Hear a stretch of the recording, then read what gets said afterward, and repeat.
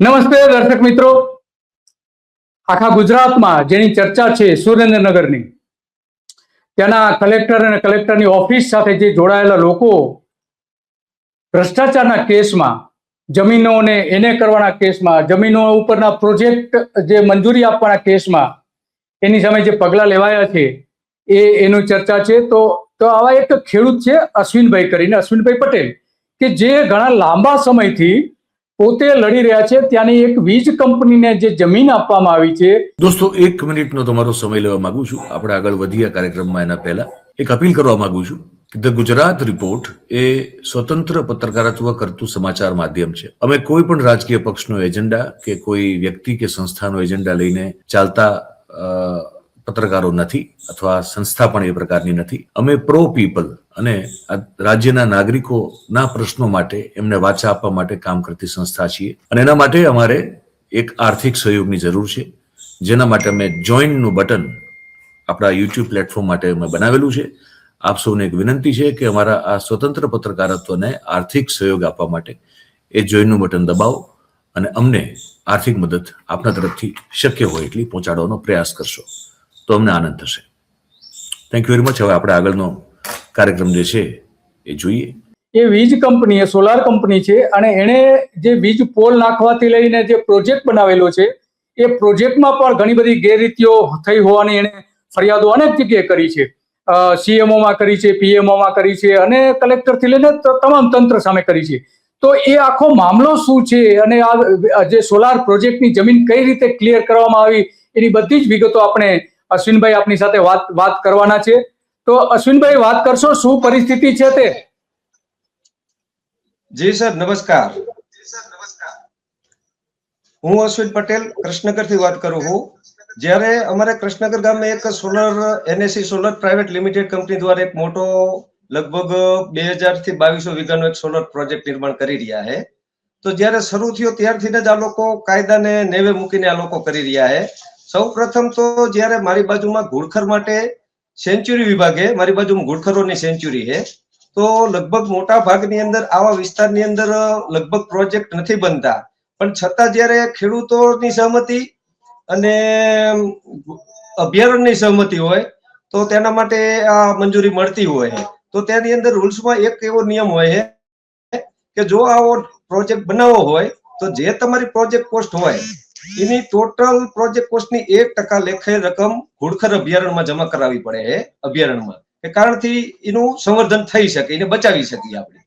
તો જ્યારે આ NAC solar private limited company દ્વારા શરૂઆતમાં જ્યારે મંજૂરી લેવાની હતી એ વખતે એમને ફક્ત 600 મિલિયન એટલે કે 60 કરોડ અમારો પ્રોજેક્ટ કોસ્ટ બતાવ્યો, અને 60 લાખ રૂપિયા ભરી પણ દીધા અને એમને કામ ચાલુ કરી દીધું. પછી અમે ખેડૂતોને ખૂબ આ લોકો હંદડી રહ્યા હતા. અમારા ખેતરોમાં જવાના રસ્તા ખરાબ થઈ ગયા હતા, અમારા આવવા જવાના રોડ રસ્તા તોડી નાખ્યા હતા. તો અમે અવારનવાર રજૂઆત કરતા તો એ કે કરી દઈશું, ખાલી આશ્વાસન આપતા હતા. પછી આના માટે અમે કલેક્ટર સાહેબમાં ઓનલાઈન રજૂઆત કરી, સીએમમાં રાજ્ય સ્વાગતમાં પણ ગયા, ઓનલાઈન સીએમઓમાં, પીએમઓમાં, ટેકેદારી આયોગ ભવનમાં પણ આના માટે રજૂઆત કરેલી. છેલ્લા લગભગ અમે 12 માસથી આના માટે પ્રયત્ન કરી રહ્યા છીએ, લડી રહ્યા છીએ. પણ છતાં અમને એવું થતું કે હજુ આ લોકો કેમ સહરતા નથી.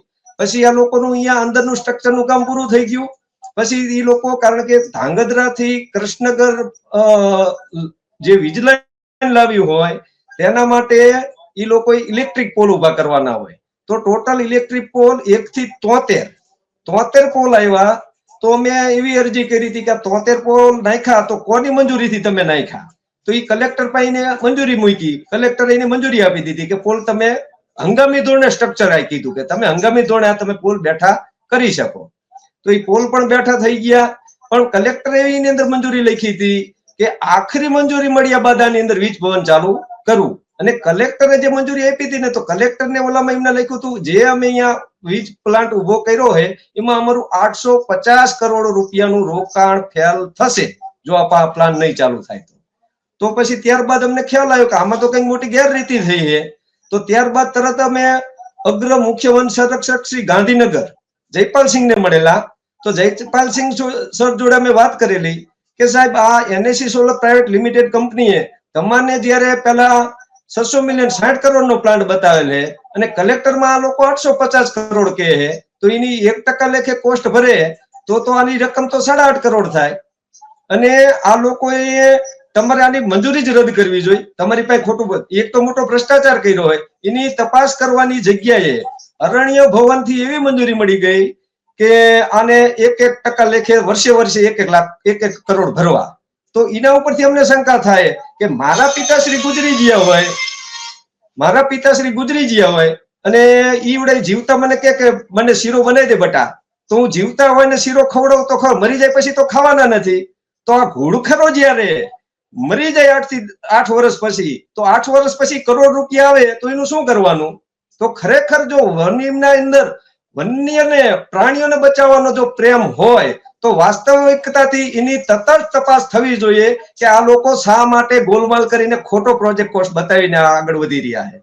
બીજી વાત કે જ્યારે કલેક્ટર સાહેબે કે એની અંદર અમે ગયેલા રાજ્ય સ્વાગતમાં, તો ત્યારે અમે કીધું આ ખેડૂતોને વળતર નથી આપતા. તો રાજ્ય સ્વાગતમાં અમને એવું કીધું કે તમે તમારા અધિક કલેક્ટર સાહેબ છે આર.કે. ઓઝા સાહેબ, તમે ઓઝા સાહેબનો સંપર્ક કરો. તો ત્યારબાદ અમે ઓઝા સાહેબને મળવા ગયા કે તમે આવો કે અમે તમારું ખેડૂતોનું બધું સારું કરી દઈએ કે, અને કંપનીને પણ અમે બોલાવીએ લઈએ. પછી એક દિવસ કંપની આવી, કંપની વાળા આવ્યા, એમને 10 દિવસનો સમય આપ્યો અમે ખેડૂતોને બધાય, અને જ્યારે જરૂર પડશે ત્યારે એને પણ અમે પ્રૂફ આપશું અને કીધું કે આમનો પ્રશ્ન કરી દો. પણ હજુ આજ દિવસ સુધી કંપનીને મંજૂરી નથી મળી. સાહેબ આની અંદર લખ્યું હોય કે આ ફક્ત ને ફક્ત સ્ટ્રક્ચર ઉભું કરવા માટે તમને મંજૂરી આપવામાં આવે. 5મા નંબરની શરતની અંદર એવું પણ લખેલું હોય કે આમાં ખેડૂતોની જમીન હોય તો ખેત મજૂરો ખેડૂતોનું સંમતિ પત્રક લેવું.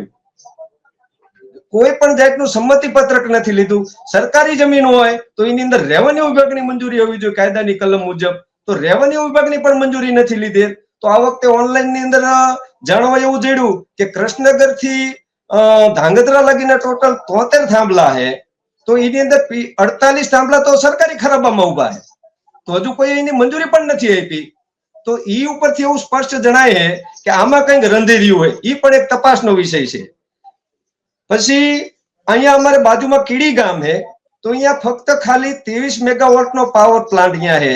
એ એક સેન્સિટિવ ઝોનમાંથી નદીની લાઈન પસાર થાય, તો અહીંયા એ લોકોએ કેબલને અંડરગ્રાઉન્ડ કરાયો છે. અને અહીંયા અમારે કૃષ્ણનગર તો આવડી મોટો 200 મેગાવોટનો પાવર છે, તો એ લોકો ઉપરથી જઈ રહ્યો. તો અહીંયા વસવાટ કરતા જે ઘોડખરો હતા એ અત્યારે એ અભયારણ્ય છોડી અહીંયાથી વિસ્તાર દૂર થઈ અમારી આજુબાજુમાં રોડ ટપીને ઘણાદ, વણા, મેથાણ, માનપુર અહીંયા વહી ગયા છે. ત્યારે અમને એવો સવાલ થાય કે ખરેખર આની અંદર પણ મોટો ભ્રષ્ટાચાર થયો. આ જે અશ્વિનભાઈ જે વાત કરી રહ્યા છે ઘોડખરની, તો આપણે જોઈ શકીએ છીએ કે કંપનીનો જે પ્લાન્ટ છે ત્યાં આ ઘોડખર સેન્ચુરી નજીક આવે છે અને ઘોડખર એની બહાર પણ આવે છે, સેન્ચુરી બહાર, અને પોતે આ રીતે કરતા હોય છે. તો જોઈ શકીએ છીએ આમાં કે ઘોડખર પોતે પણ આ રીતે ફરી રહ્યા છે. જી. અને બીજામાં સર એક અમારી સ્કૂલ છે, અમારા ગામની પ્રાથમિક શાળા છે. તો કાયદાકીય જોગવાઈ એવી છે કે સ્કૂલ જેવું કોઈ સંવેદનશીલ વિસ્તાર હોય, કોઈ જાહેર ક્ષેત્ર હોય, તો અહીંયાથી ન્યૂનતમ 100 મીટર દૂર ઉપર તાર રાખવા હોય, કારણ કે એનાથી ઇલેક્ટ્રિક મેગ્નેટિક જે રેડિયેશન નીકળે એનાથી બાળકો ઉપર એની ખૂબ જ અસર પડી રહી છે. અને બાળકો સાથે ભણવામાં પણ ખૂબ ઓનલાઈન અમે ભણતર નથી કરાવી શકતા. તો સ્કૂલ એક એવી છે કે સ્કૂલને ક્યારેય નાની ન સમજવી, કોઈ નાનો તો રહીનો દાણો. તો આ સ્કૂલની અંદર જે બાળકો અભ્યાસ કરી રહ્યા છે, તો આની અંદરથી કોઈ નેતા પણ બનશે, કોઈ રાજનેતા પણ બની શકશે આની અંદરથી. અને કોઈ આની અંદરથી કઈ તો ગાંધીજી જયારે અભ્યાસ કરતા હતા તો ત્યારે જમીન ઉપર લખીને ભણીને બેરિસ્ટર બન્યા. તો હવે આ સ્કૂલ ઉપર આવડું મોટું સંકટ તોડાઈ રહ્યું છે, એની પાછળ જે 27 મીટર ઉપર તાર જાય સર, તપાસ કરવાની જગ્યાએ અનેક વખત કલેક્ટર સાહેબમાં ઓનલાઈનમાં લેખિત રજૂઆત કરવા છતાં જે શિક્ષિત વર્ગ જે સ્કૂલમાં ભણીને લોકો અધિકારી બન્યા આવડા મોટા, પણ છતાં એ બાળકોની પરિસ્થિતિ નથી સમજી શકતા. તે ઉપરથી અમને પણ એવો ખ્યાલ આવે કે આમાં કંઈક રંધાઈ રહ્યું છે. એક પરફેક્ટ ઘરનું સપનું એને સાકાર કરશે કોણ? Shrinathji group of companies. 10 વર્ષ પહેલા દક્ષેશ સ્ટાર્ટેડ હિઝ જર્ની એક સિમ્પલ ડ્રીમ થી. બધાનું ડ્રીમ હોમ બનાવવાનું સપનું, એ પણ અફોર્ડેબલ પ્રાઇસમાં. 2015 થી હજારો ફેમિલીઝનું સપનું પૂરું કર્યું છે, તો તમે કેમ પાછળ રહી જાઓ? આજે જ મુલાકાત લો શ્રીનાથજી સામ્રાજ્ય અને સ્વસ્તિક પાર્કની અને તમારા સપનાને એડ્રેસ આપો. હા, જે અશ્વિનભાઈ જે સ્કૂલની વાત કરી રહ્યા છે, સ્કૂલ પણ જોઈએ અને એની પાસેથી વાયર કઈ રીતે પસાર થાય છે એની એક જે વિડીયો નગર પ્રાથમિક શાળા તેને નેવે મૂકીને નિયમોને તેની નજીકથી પસાર થઈ રહેલા વીજતાર. આ છે કૃષ્ણનગર પ્રાથમિક શાળાની દિવાલ ને તેની બાજુમાં તમને આ દેખાઈ રહ્યા છે તે જે સામે દેખાય છેલ્લો ટાવર, એની બાજુમાં તળાવ પણ છે ગામનું. પાછળ દેખાય ઈ છે તળાવ તોડીને એની ઉપર સ્ટ્રક્ચર ઊભું કરીને એમને ઈવડું ઈ પોલ ઊભો કરી નાખ્યો હોય. તો જ્યારે સરકાર શ્રી સામાજિક સેવા સંસ્થાઓ એવું કહેતા જળ બચાવો, તો અહીંયા તો જળ આ લોકો વેડફી રહી છે આ કંપની. તો શા માટે આ એનએસસી સોલર પ્રાઇવેટ લિમિટેડ કંપનીને કયા અધિકારીઓ સાવરી રહ્યા છે તે પણ એક ગૂંચવણ ભર્યો પ્રશ્ન છે. તો આપણે જોઈ શકીએ છીએ કે આ કઈ રીતે જો સ્કૂલની બાજુમાંથી પસાર થઈ રહ્યા છે વાયરો, આ ખરેખર નિયમોની વિરુદ્ધ છે. જી જી. હા, અને આ લોકોએ જ્યારે ખેડૂતો સાથે વાતચીત કરવા માટે એક વખત મીટિંગ કરેલી, તો તે મીટિંગની અંદર અમારા જિલ્લા પંચાયતના, કારણ કે ગામ લોકો દ્વારા એક ઉપવાસ આંદોલન હતું, પરમિશન લઈને ઉપવાસ આંદોલન કરેલું. તો તેની અંદર અમારા ઇન્સ્પેક્ટર મોડિયા સાહેબ હતા, પીઆઈ કે પી હવે શું હોદ હોય તો મને નથી, પણ ઇન્સ્પેક્ટર મોડિયા સાહેબ પણ હતા. સાથે અમારા જિલ્લા પંચાયતના સદસ્ય સત્રસિંહજી ગુંજારિયા પણ હતા. અમારા તાલુકા પંચાયતના પ્રમુખ શ્રી છે તેમના પતિદેવ પણ હતા. અને આ લોકોએ અમને ખેડૂતોને ટાઢા પડવા માટેથી એવી વાત કરેલ કે જે તમારે કૃષ્ણનગર આવવા જવાના રસ્તાઓ અમારાથી જે ડેમેજ થયા છે તે અમે તમને રિપેરિંગ કરી આપશું. અને એ લોકો લાઈવમાં બોલે છે પણ ખરા કે આ જ્યારે ખરેખર પ્લાન્ટમાં અમારું જે ઓવરલોડ વાહન બધું આવી જશે ત્યારબાદ અમે તમને તમારા રોડ હતા એવા કરી દઈશું. તો જ્યારે જે અમારો રોડ નવો બન્યો હતો એને પણ આ લોકોએ ડેમેજ કરી નાખે છે. અને લગભગ મિનિમમ મારા ખ્યાલ મુજબ 3 થી 4 કરોડ રૂપિયાની આપણને આર્થિક સ્થિતિ સરકારશ્રીની તિજોરીને નુકસાન કરેલ છે. બરાબર. તો જે વાત કરી રહ્યા છે કે અધિકારીઓને जी जी पाइप खड़ा है ना, उसमें टाइम लगेगा थोड़ा और टूटने दो, नहीं तो फिर क्या बोलते हैं और आएगा फिर कल लिखाया था नहीं की मैंने अब तक बाद में करनी पड़ेगी वो भी. जी हमारी समक्ष देखा છે તે કંપનીના અધિકારીઓ વિક્રમજીત સર છે, વિકાસ મિશ્રા છે, हमारा जिला पंचायत सदस्य सत्रसिंहजी गुंजारिया से. जी सर. हाँ जी जी जी और आएगा फिर डबल जी जी. एक बार गाड़ी खत्म होने दो, फिर उसके बाद पाइप डालना रहेगा, हम डाल देंगे. टाइम कितना टाइम चलेगा? अभी 2 महीना गाड़ी आएगी, 2 महीने बाद अपन पाइप हम डलवा देंगे. हम तो दुनिया भर की कलवट बनवाएंगे. या टाइम कितना लगेगा? वहाँ पे 2-3 बड़ी पाइप डाल के डाल देंगे. ये तो प्रोजेक्ट 1 साल 2 साल प्रोजेक्ट के लिए 1 साल लगेगा और 25 साल हम लोग रहेंगे. सिविल का काम होने में 2-3 महीना लगेगा. उसमें डंपर आएंगे, उसके बाद हम पाइप डाल देंगे. वो भी मैं बोल रहा हूँ कि मैं डलवा दूंगा. मैं आज भी डाल सकता हूँ, मेरे पास पाइप है.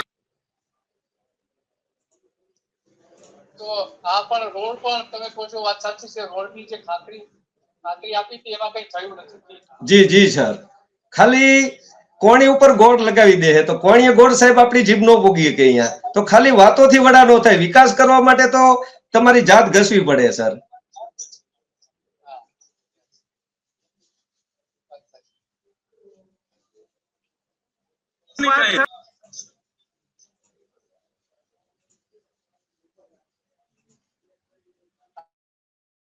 આ કલેક્ટર ને કલેક્ટરની ઓફિસ છે.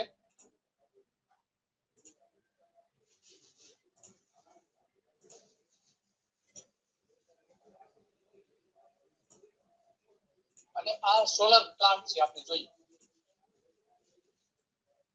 અચ્છા, આ કેટલી જમીન છે એ વાત કરશો? સોલરની કેટલી જમીન છે, કેટલા જમીન ઉપર ઉભો છે?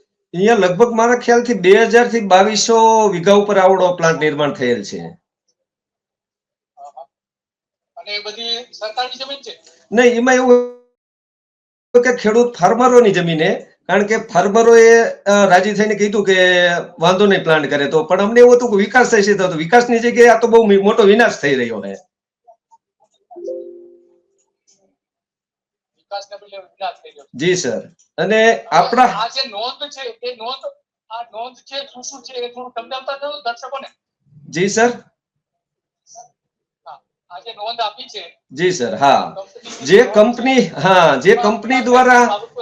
જી સર. હવે તમે વિચાર કરો સાહેબ કે મારે જો ક્યાંય બાંધકામ કરવું હોય, મારો પોતાનો માલિકીનો પ્લોટ હોય, જો મારે એ નગરપાલિકા પાસે ટાઉન પ્લાનિંગ પાસ કરાવવું પડતું હોય, એ જયારે મને મંજૂરી આપે ત્યારે હું બાંધકામ કરી શકતો હોય, તો આ લોકોએ તો મંજૂરી વગર લાઈન પણ ઉભી કરી દીધી, કોઈને પૈસા નથી ભર્યા સરકારી જમીનના, પૂરું વળતર નથી આપ્યું ખેડૂતોને, અને એની અંદર મંજૂરી લઈને કોઈને પૂછ્યા વગર પાવર ચાલુ કરીને જાહેર ચેતવણી પણ આપી દીધી. તે ઉપરથી તમને ખ્યાલ આવવો જોઈએ કે જો આ તમને જે કોષ્ટક દેખાય છે સામે, તો તેની અંદર તે લોકોએ 600 મિલિયન એટલે કે 60 કરોડનો પ્લાન્ટ બતાવેલ છે. જી સર. અને પછી બનાવી દીધો 850 કરોડ. હા, ઈ જે કલેક્ટર સાહેબે જે એનઓસી આપેલી છે, તો તેની અંદર ઈ લોકો અહીંયા એવી આજીજી કરેલી છે કે સાહેબ જો આવડો પ્લાન્ટ રહ્યો, ટોટલ અમારું અહીંયા 850 કરોડનું રોકાણ છે, જો આ પ્લાન્ટને અમને તમે સ્ટ્રક્ચર ઉભું કરવાની મંજૂરી નહીં આપો તો કાયમી ધોરણે અમારે આમાં નુકસાની વેઠવાનો વારો આવશે. તો ત્યારે અમે એ પણ પ્રશ્ન થાય છે કે તમે એમને નુકસાન નહીં આવે તો ફાર્મરોને નુકસાની નથી વિચારતા, આપણી સરકારશ્રીની તિજોરીને કેટલું નુકસાન કર્યું છે એ પણ નથી વિચારતા આ લોકો.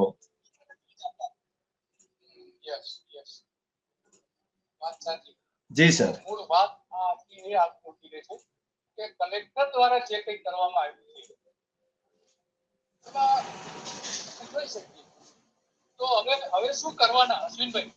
જી સર. હવે તો અમે એવી આશા રાખી કે આની અંદર કંઈક જો સુલે ભરવું ઓલું થાય તો ભલે, નહીતર ફાર્મરો મેં આની અંદર હાઈકોર્ટ સુપ્રીમ કોર્ટ લગીને લડવાના ઓલામાં ખરા. કારણ કે કંપનીઓને અમે સરકારશ્રીને અધિકારીશ્રીને વિનંતી કરીશ, કોઈ પણ કંપની આવે પણ કોઈનો વિનાશ કરીને વિકાસ ન થવો જોઈએ.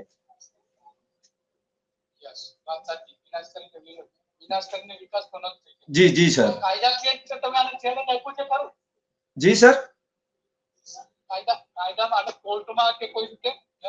નહીં, હવે કોર્ટમાં જવા માટે, કારણ કે આટલું એવિડન્સ તો કારણ કે અમે એવું માની કે રાજ્યમાં મોટામાં મોટો રાજ્ય એટલે અમારા જિલ્લાના રાજા કલેક્ટર સાહેબ કહેવાય, તો અમને એવું હતું કે ઓનલાઈન આવડી મોટી આપણા પ્રધાનમંત્રી શ્રીના કહેવાથી ઓનલાઈન અરજી કરો ને જો એનું નિવારણ આવી જતું હોય તો અમને એમ કે ઓનલાઈન આપણે જોઈન્ટ થઈએ આની અંદર. તો ઓનલાઈન અમે અરજી આપી, તો હવે અમે એવી આશા રાખી રહ્યા છીએ કે આની અંદર કંઈક સુલે ભર્યું કંઈક મળશે અમને આમાં ન્યાય. નહીતર તો પછી કોર્ટમાં તો અમારે જવાનું છે. આ તો નજરે દેખાય આ ભ્રષ્ટાચાર.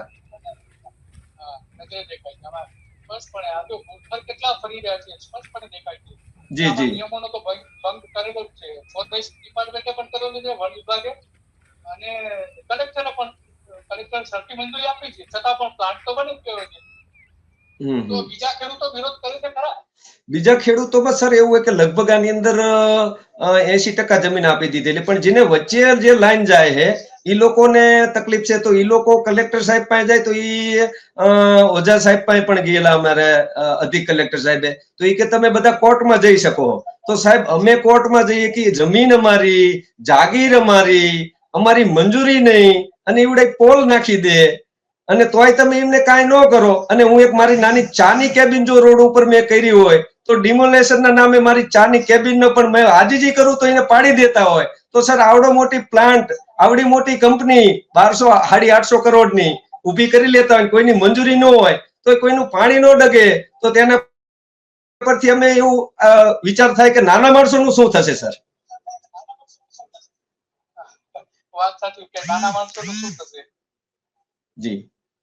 અને આપણા માધ્યમથી એક એ પણ કહેવા માંગુ સર, એક લડત તો ખેડૂતોને પણ વિનંતી કરું હું કે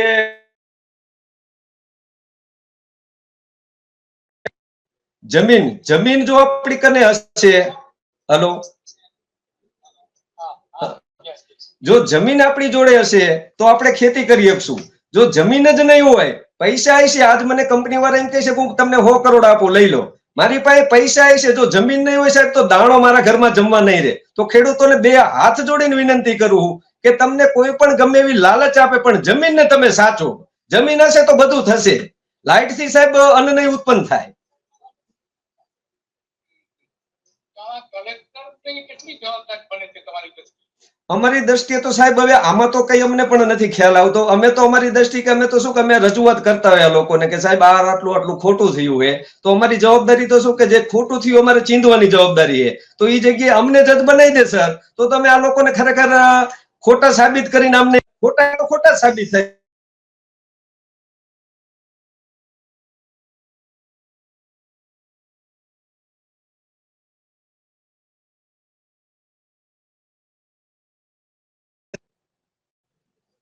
હેલો જી, કોઈ વળતર આપ્યું છે ખરું? વળતરમાં આ લોકો ગોળ વાત કરી રહી, એકને ગોર અને એકને ખોર આપી રહ્યા છે. ઈની પણ મેટર આવશે સર, કારણ કે જે લોકોને વળતર આપ્યું તો એકને કોઈને 40 આપ્યા કોઈને 15 આપ્યા છે. બેને વીઘા તો સરખા છે, તો શા માટે આ બધું આવું કરવામાં આવ્યું? આની અંદર પણ મોટા મોટા અધિકારીઓ સામેલ હશે એવું અમને દેખાય છે. આ મોટા મોટા આગેવાનો હશે આની અંદર. તો આ જે સ્કૂલમાં જે લાઈન નાખી છે જી સર, તો એની સ્કૂલમાંથી ત્યાંથી ખસેડવા માટેની કે કોઈ રજૂઆત કરી છે લાઈન ખસેડવા માટે? એના માટે સર અમે 8/4 જે કલેક્ટરશ્રીને અમે જાણ કરી દીધેલ કે જેવું એમને નાખી દીધેલું ને અહીંયા તો ઈ પહેલા તો અહીંયા ટાવર પણ એક પડી ગયેલો. તો એ ટાવર સાથેની અમે ફોટોગ્રાફ સાથે કલેક્ટરશ્રીને રજૂઆત કરેલ કે આ ટાવર પડી ગયો, જો ભવિષ્યમાં આવો અકસ્માત થશે તો આની જવાબદારી કોણ લેશે? તો હજુ સુધી તે જે છે તે તેમ જ છે. તો હજુ અમને પણ એ ખ્યાલ નથી આવતો કે આના માટે કેમ કોઈ શિક્ષણ માટે વારે નથી આવતું સર.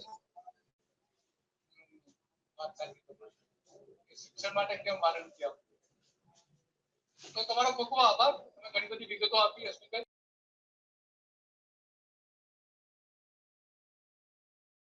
વાત જે આવીને ઊભી રહે છે કે આમાં ખરેખર શું થયું એ આપણે બધી જ વાત કરી. નમસ્તે.